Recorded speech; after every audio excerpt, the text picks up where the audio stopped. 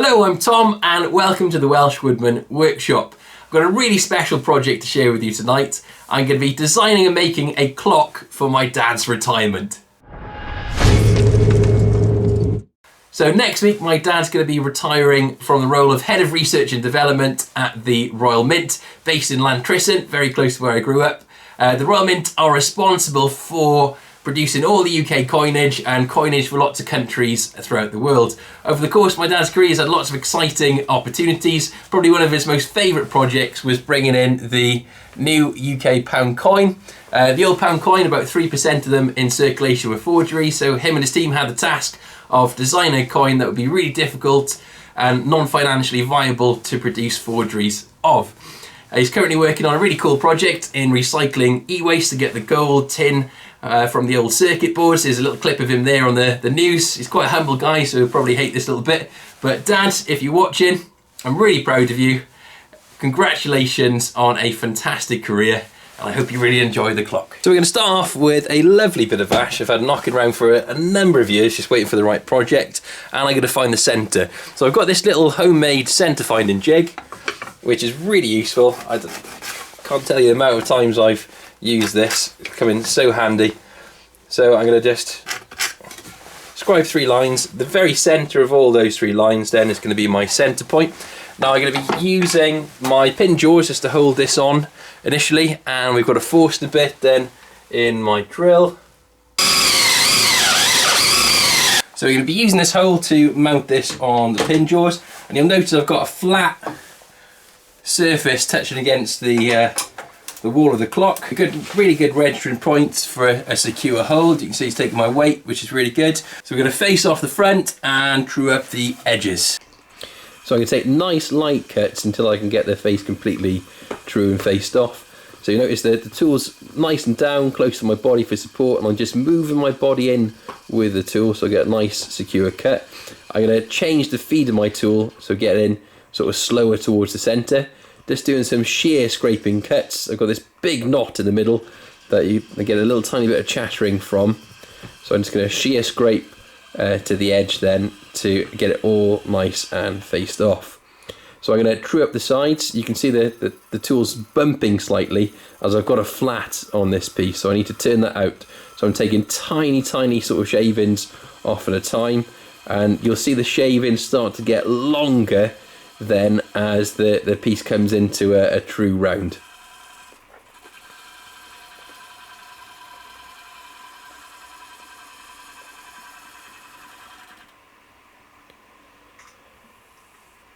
So I'm going to do my final cut now. I've sharpened my tools, and it seems to be cutting on this sort of quilted grain pattern and through the knot better with a shear scrape.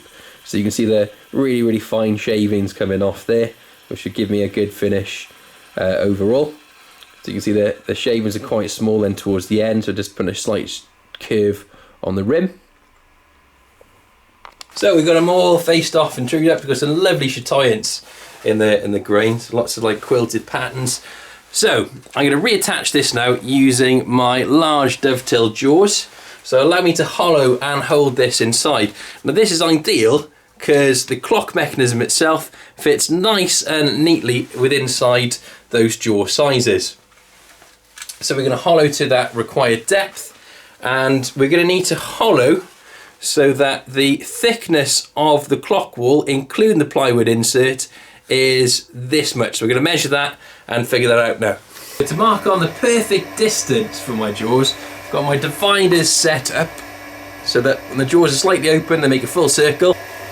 So tool rest up then, I'm going to put my trailing point downwards, a tiny scratch, going across until that point is meeting the other point as it's going around, making very sure not to touch both points, otherwise it'll flip over. I'm going to hollow that away. I'm going to use a really chunky parting tool, or you could use a badan to make my sidewall cuts down to the depth I need.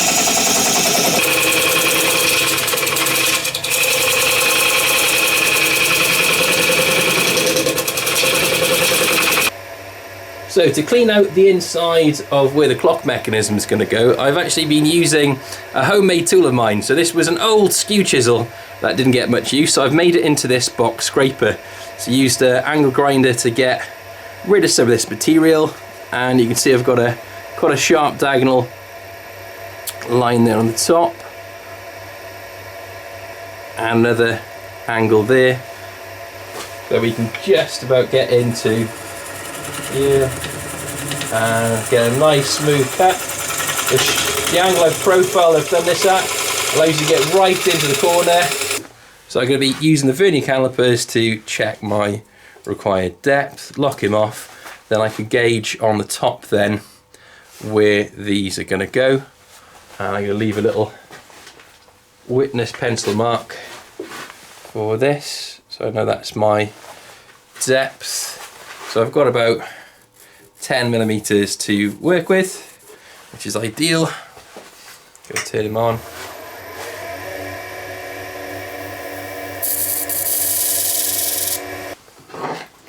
Top tip that was given to me by a very good friend of mine is to always mount your jaws first, then you can see if you've got a good hold. If you've got any adjustments to do, you can do it now rather than taking it off the faceplate or your other chuck.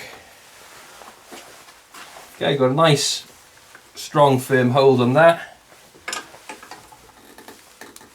Going to release this now from the other chuck. And we've got the piece all ready to turn. So to make this clock even more special, I've laser cut the Royal Mint logo. As I'm not going to sell this and it's just for my dad, thought I'd be able to get away with this. So I'm going to spray paint this now in the colours of the logo. You can see made good use of the laser cutter to help me do this, and I got several layers.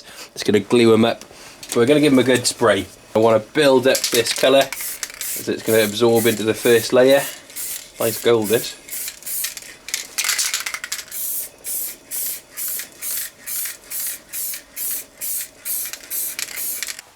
So I'm going to want the Royal Mint logo insert in the middle. So I'm going to set my dividers again to the outside of this. And I'm going to set slightly on the inside of the line. That way I can creep up to my line and not get something that's slightly too large or doesn't fit correctly. So I'm going to do the same thing again, turning up the tool rest so it's above centre. Always double check.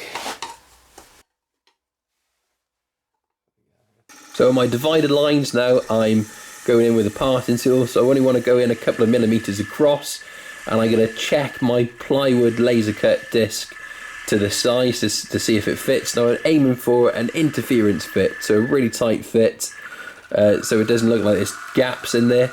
And I've got it fitting accurately now, so I'm going to remove the bulk of the material with a scraper, my homemade scraper. Now it's really satisfying using tools that you've made yourself, so you get a real buzz from it, and it goes to show that you can convert tools to really suit your needs as well with a bit of time. So I'm going to cut down now all the way to 8 millimeters in depth, and the wall will start to get thinner.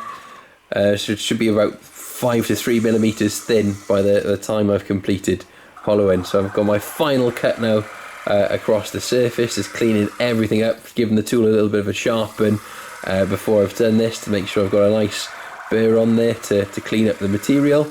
You can hear a little bit of chattering on that knot. In fact, you can see a hole starting to emerge where the loose part of the knot is. So not really ideal, but it'll do. So I'm just going to put a nice round on the corner just to make the clock look a bit softer on the edges. It looked a bit too sharp to me. You always want to round over any sharp edges as well, especially if you're using green wood. This is really dry, as it will reduce the chance of it sort of cracking or splitting. So I'm just going to clean up the edges, making sure my pencil marks are removed and taking teeny tiny bits off, as you can see from the shavings. Then we can move on to doing our sanding procedure. So I've got a little rotary sanding disc, and I'm working through the grit. So I'm starting with 180, working all the way up to 240. Got a 3mm face across the entire thing. You can hear the tap noise, so that will allow me to put my clock mechanism through. And I've got the Royal Mint design then to go over the top, and you can see it's a nice tight fit. Okay, so we've got all these marks indicated, so we're going to mark out now a line that we're going to centre the pound coins on. So my idea is for each of the numbers, so I've got all the numbers sort of plotted out, so I'm going to go in with a bradawl just to make sure I've got the centre marks, those dots indicated, so when I come in with the drill then I've got a really nice accurate hole.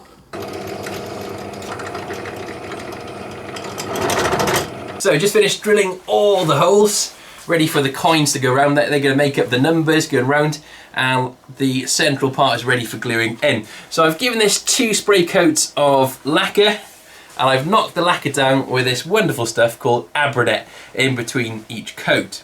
And it's got a silky smooth finish now, nice and shiny. So I've got heads for the 12, 3, 6 and 9, and they're a year apart. So if you read the date on the coin, so there's 2016, 2017, 2018, 2019. So I'm going to glue them into place now. I'm going to be using a thick Starbond CA glue to help me to do that. Epoxy resin would also work really well. So we're going to let this all dry and glue in place. So here's the finished project. Really happy with how this one turns out. I quite like the use of the laser cutter for the Royal Mint logo, and the coin idea to put the numbers across. I thought it was really cool. All I've got left to do is add a little bracket for the back so we can hang it onto the wall, and a battery into the clock mechanism, and we have a fully functioning clock ready to go. So I hope you've really enjoyed watching tonight's project and you've taken some inspiration from it to get out into your own workshops and make something creative.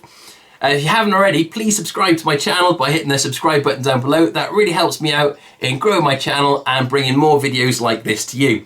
Also, I'm not making as many videos as I used to due to work commitments, so if you hit the bell icon down below, that'll allow you to get a notification when my next video comes out. Last of all, Dan, if you're watching, a very much deserved retirement. Hope you have lots of fun and adventure with Mum travelling in the new camper van, and I hope to see you soon. Thank you very much for watching. Diolch yn fawr. Nos da.